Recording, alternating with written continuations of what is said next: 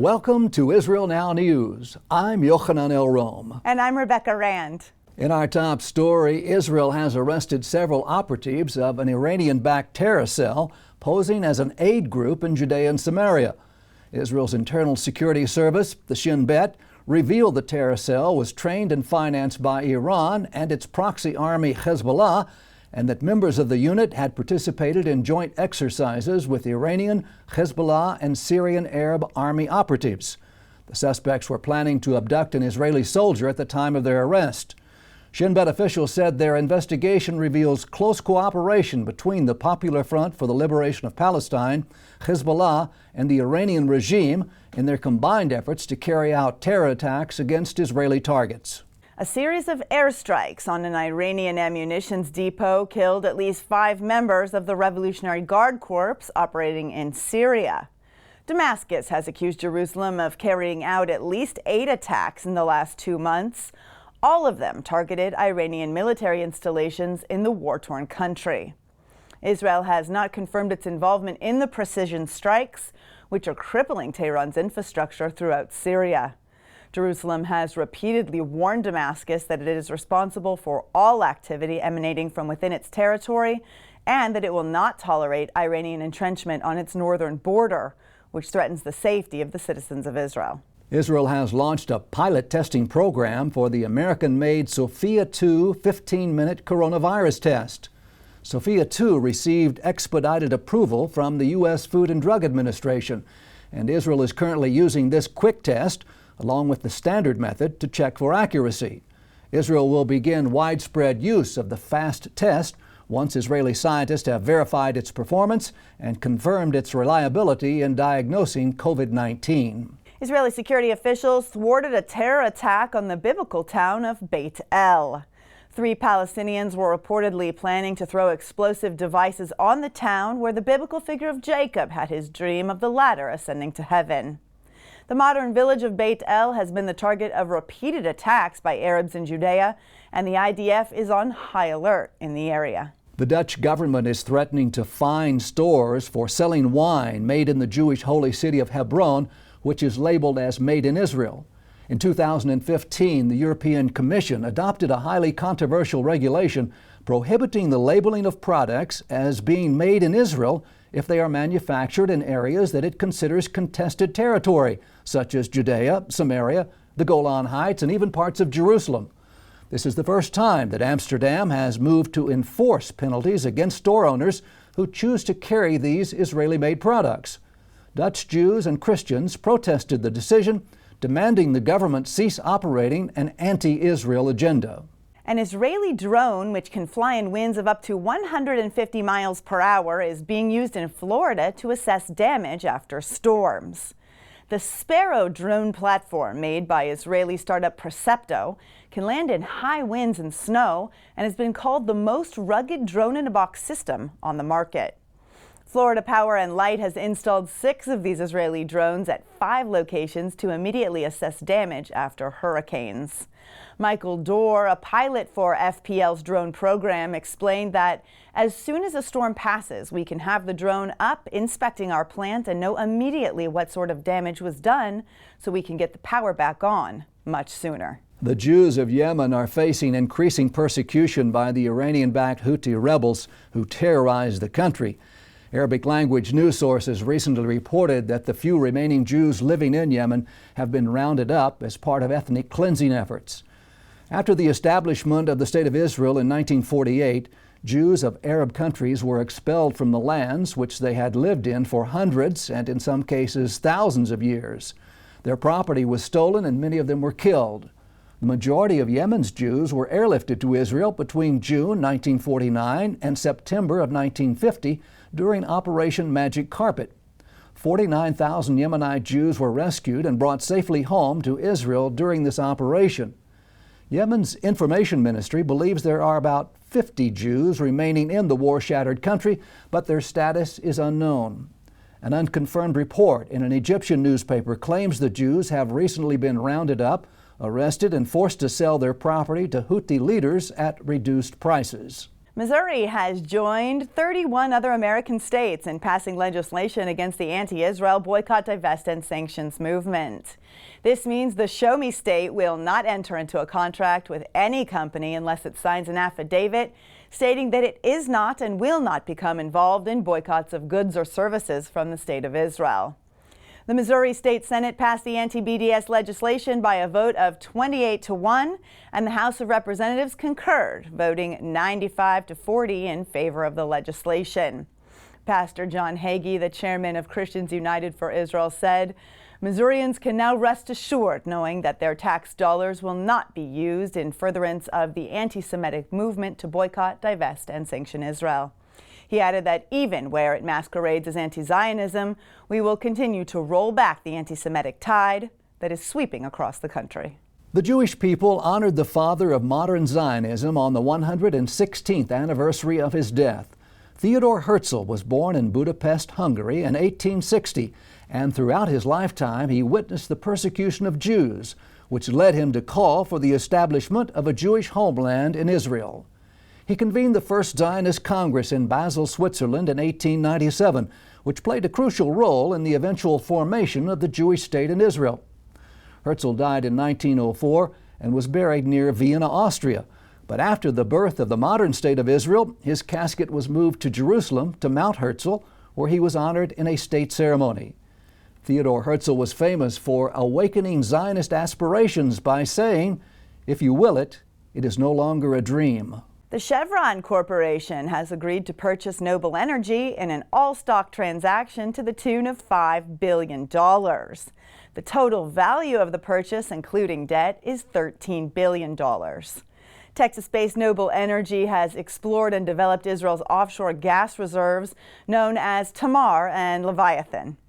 Israel's Minister of Energy, Yuval Steinitz, praised the news of the acquisition, saying this is a tremendous expression of confidence in the Israeli energy economy and in the continued development and export of natural gas from the State of Israel. A drone in use by the Hezbollah terror group in Lebanon was commandeered and confiscated by the Israeli Defense Forces. A Lebanese reporter claims the unmanned aerial vehicle was hovering over the Israeli-Lebanese border when it was hijacked. He said the UAV was flown several kilometers into Israel, where the Israeli army took possession of it.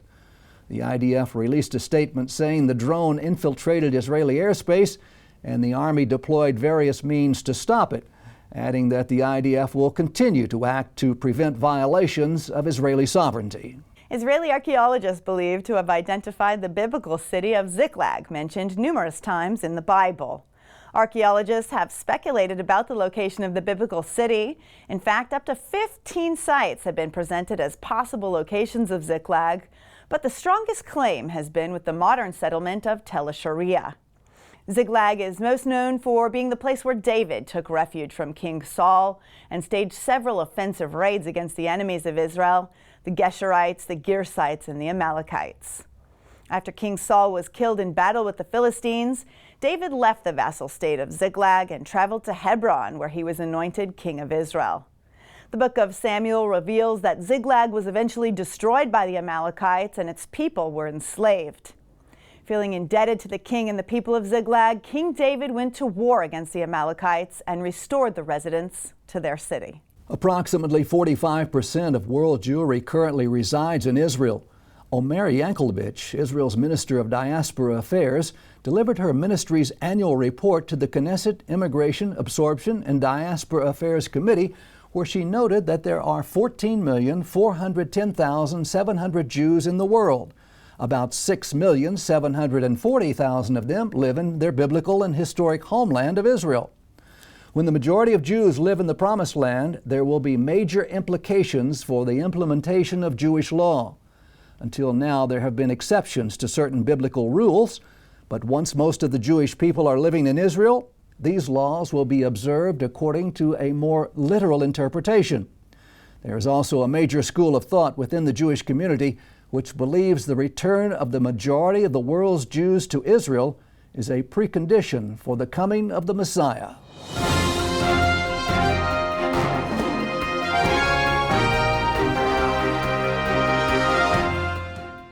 We are living in mysterious yet miraculous times.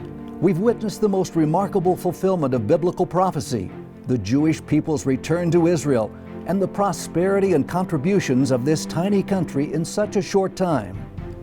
Yet we've also seen an unexpected rise in anti-Semitism, which takes the form of anti-Zionism, and alliances between groups that are fighting against the most fundamental biblical values.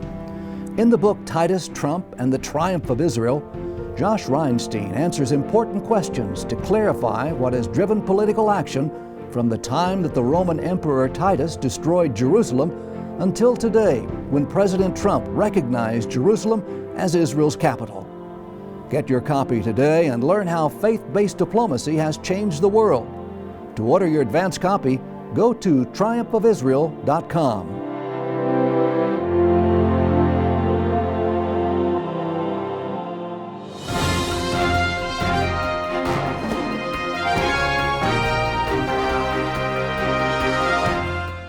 That concludes the news portion of our show. Stay tuned for Ask the Source with Josh Reinstein.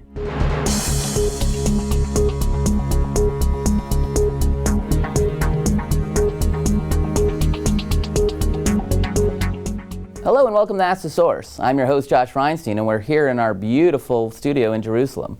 My guest today is Justine Zwerling. She's the Israeli representative for the London Stock Exchange.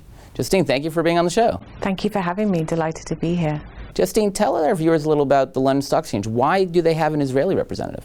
I think it's very much similar to Israel in the sense that the London Stock Exchange actually started in a coffee shop over 300 years ago. So in Israel, we drink coffee, we make startups. Today, we are the largest pool of global capital with the most diverse investor base.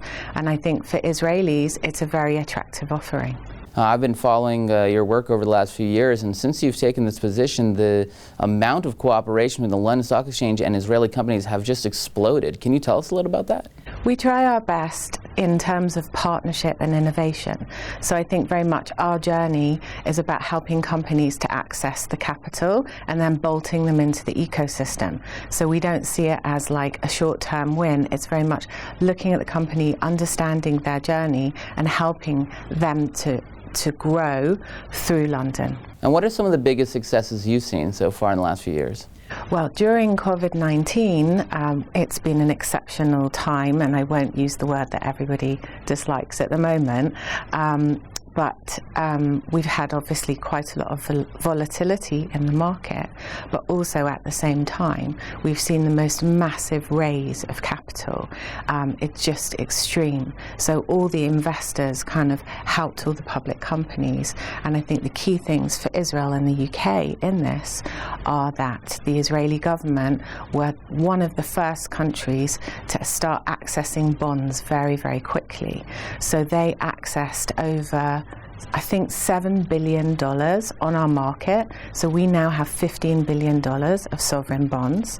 And Wow. then last month, very recently, also Israel was welcomed to the FTSE index, which is the largest index globally. So we were absolutely delighted to be able to support Israel through London. Yeah, it's amazing. We always hear Startup Nation, and we see a lot of investment coming into Israel. But what are the benefits to the London Stock Exchange? You know, it's a symbiotic relationship. What do you get out of it? What do we get out of it as an exchange? Well, we're here to support companies with the diversity of their growth. So we trade, obviously, every day trillions of dollars. So having more companies listed with more diversity, they have like a global outreach to the market. And is this unique in Europe? Are there other examples? Our exchange is very unique because we've got the pool, the diversity of the pool. You've got 30% from North America, for example. You've got Asia. So also the timelines are incredible because you wake up with Asia and you go to bed with America. So it gives you a lot of volume to trade during that time. A lot of companies are speaking about the London Stock Exchange or even considering doing their listing on the London Stock Exchange. We even had the Prime Minister of Israel, Benjamin Netanyahu, at the London Stock Exchange. Why has this become such a craze? Well, I think it's very much around what the two countries stand for, the friendship and the diversity, and I think the partnership that goes with it as well. So having him and Sarah with us was such a great honour. And I think if you look at, for example, the life science partnerships, the cyber partnerships, the defence partnerships, there are so many different angles that the two countries have bolted in friendship. Also, we celebrated 70 years of the two countries together. A lot of people were concerned with Brexit that there might be a pause in the relationship. Have you seen, since Brexit, a strengthening between Israel and England, or have you seen a trajectory downwards because of Brexit? Has that affected any of the cooperation? Not in any way. It's actually increased it by many companies. We've got about 350 companies that actually set up in the UK. So what we've seen during this period is actually more confidence for Israelis to continue doing business in the UK. And also the embassies are fabulous, like the UK embassy, the Israeli embassy, and they foster a lot of those partnerships. And it's been wonderful, really. Look, there are a lot of companies here that are trying to access capital in England. What do you look for in a company when you discuss, bringing them on board with the London Stock Exchange? Well, it's all cross-sector, so any company can list. We're very strong in all of the different avenues, but I think in terms of the company, around the leadership, we love to see diversity in boards. We love to see the innovation that Israelis bring to the marketplace. You've mentioned the coronavirus pandemic, and our economy is suffering because of it. What kind of benefit can being involved in the London Stock Exchange help some of these struggling companies today? Because you can safely access and come back to the market to access capital. So we've seen that with quite a few Israeli companies during this period, one of them being Cape, which is a cyber company. They've had an uptick of around 25% of their business. Also the medical supplies, BATM, so you can actually come back to market very safely, and the investors have given a very safe place for those companies to come back to access capital. I mentioned that over the last few years this relationship has really exploded. I mean, it's growing exponentially. What is the future of the relationship between Israeli high-tech companies and the London Stock Exchange? I think it's a very, very bright one. We every day and night, I'm on the phone and having Zooms with everybody who is looking to access capital. So we see a very bright future for many Israeli companies on our market. The British Prime Minister today, Boris Johnson, is very close friends with our Prime Minister. He's also close friends with Donald Trump. Do you think that politically the fact that there's this kind of alliance between the three countries will help economic activity, or is this private sector and politics doesn't really get involved in this? I'm not sure on the political angle, but I think it's more about the friendship between the three countries. So having that and having the force behind the economies and the innovation, it's like it's a beautiful triangle of cooperation. And we have many companies from North America that are listed on our markets as well. So it's a very positive friendship, the three countries. There were a lot of doomsday predictions that after Brexit the British economy was going to fall and all these different scenarios. We haven't really seen it materialize. Obviously, Corona has done some damage, like it has done everywhere. What do you think the future of the British economy is in a more general sense? In a general sense, I look at the companies in the UK and the amount of action that there is internationally. So the UK is a really good global springboard for many companies. So I really see positive things. Yes, there's certainly been some damage, that's for sure. But I see that people are really looking towards leading with kindness and helping people to get back to work. And there are literally tens of millions of people watching this show. What message do you have for our viewing audience? Come and talk to us. We're open. We are always here. And come and visit us in London when the airways open. And come to Israel and come and access capital on the London market. Thank you, Justine, for being on the show. And thank you for tuning in to Ask the Source. I'm your host, Josh Reinstein. Now back to the studio.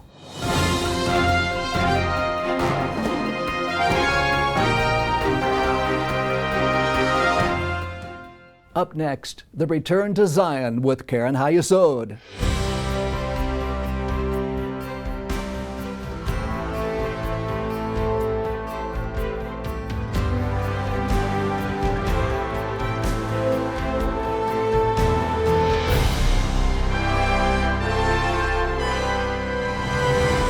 Hello and welcome to the Return to Zion with Keren HaYesod. I'm Sam Grunberg, World Chairman of Keren HaYesod, the leading official fundraising organization for the State of Israel. Today, Ukrainian Jews are in great danger as they live in war-torn Ukraine. Help us fulfill the biblical prophecy by bringing our brothers and sisters back home to safety. God bless you from Jerusalem. I will even gather you from the peoples and assemble you out of the countries where ye have been scattered, and I will give you the land of Israel. Ezekiel 11:17.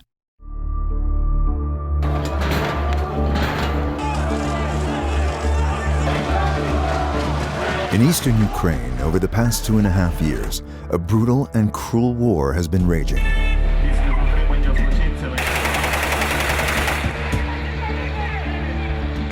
A savage war without clearly defined front lines.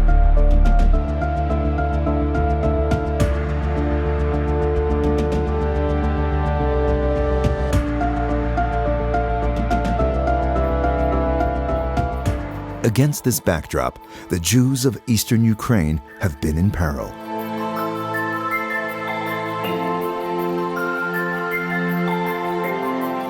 The donors of Keren HaYesod from around the world have heeded the call and have come to their rescue. Our supporters realize that the window of opportunity to rescue these Jews may slam shut.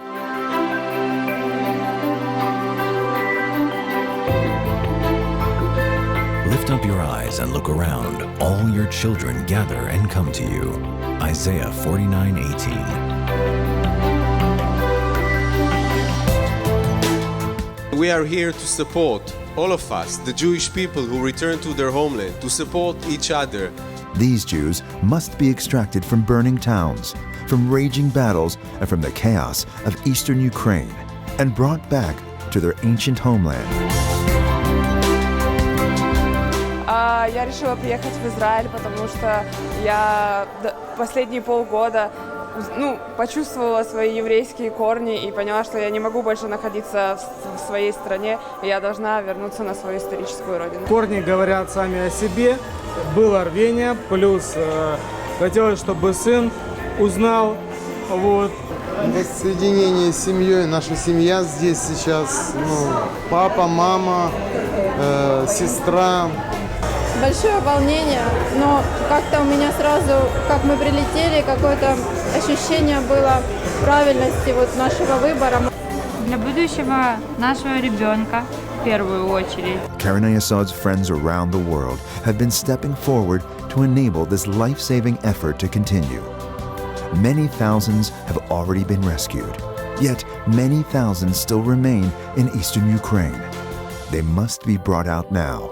Through Keren HaYesod and our partner, the Jewish Agency, our dreams, our prayers, and our hopes are coming together in fulfillment of the biblical prophecy that foresaw the return of the Jewish people to their ancestral homeland.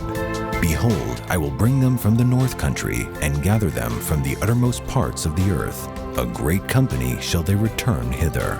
Jeremiah 31:7.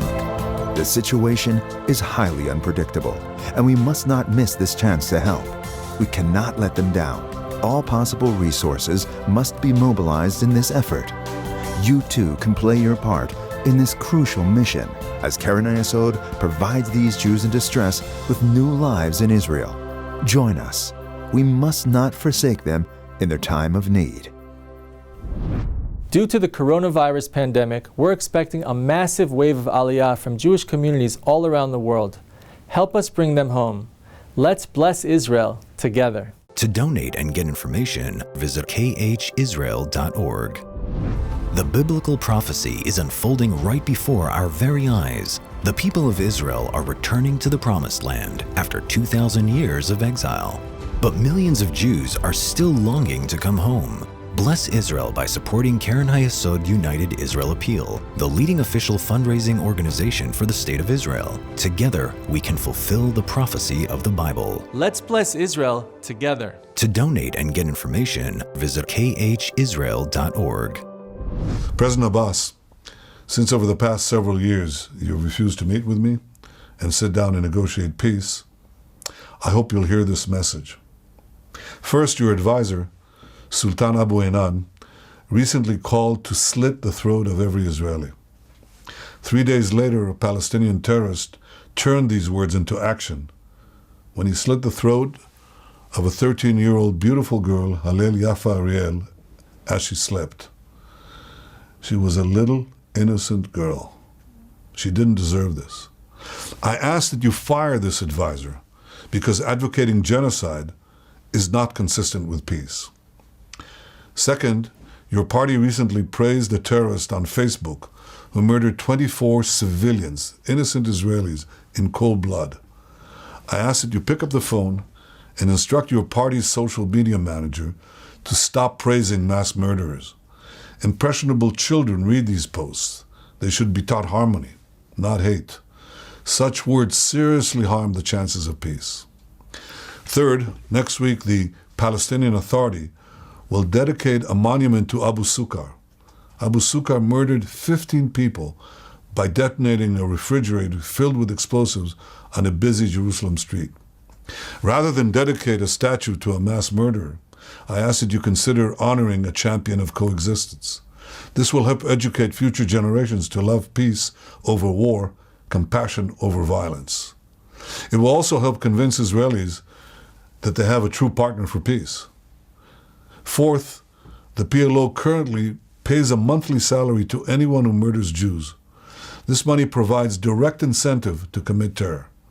I ask that you stop paying murderers and instead use this money to found coexistence education. Teach tolerance, not terror. Every Israeli and Palestinian child deserves a life of hope, of tranquility, and opportunity. I will continue to work tirelessly for peace. It's time that you join this effort. Lift up your eyes and look around. All your children gather and come to you. The biblical prophecy is unfolding right before our very eyes. The people of Israel are returning to the Promised Land after 2,000 years of exile. But millions of Jews are still longing to come home. Anti-Semitism threatens many of the Jews. We must rescue them before the window of opportunity slams shut. Bless Israel by supporting Keren HaYesod United Israel Appeal, the leading official fundraising organization for the State of Israel. Together, we can fulfill the prophecy of the Bible. Let's bless Israel together. To donate and get information, visit our website at www.khisrael.org.